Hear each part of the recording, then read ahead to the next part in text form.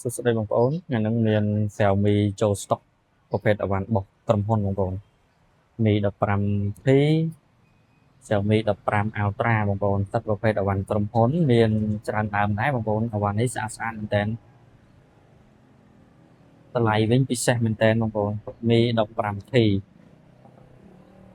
ស្មាតទឹកដូចថ្មីអញ្ចឹងបងប្អូនមានប្រអប់មានឆ្នាំង screen ស្រោមមួយឈុតតម្លៃវិញបងប្អូនតែ$339ទេធានាជូនបងប្អូនមួយខែលើសិនបងប្អូនមានចំណាប់អារម្មណ៍លើ Xiaomi អាចមកមើលបានឬក៏បងប្អូនចង់វាយដោះដូរបងប្អូនក៏មកវាយដោះដូរនៅកន្លែងខ្ញុំបានដែរនៅហាងបងប្អូនអានេះXiaomi 17 Pro Max ទឹកតែចេញទេបងប្អូនតែ version China ស្អាតដូចថ្មីអញ្ចឹងបងប្អូនណែ3ដើមនេះ Xiaomi 15 Ultra បងប្អូនអរគុណ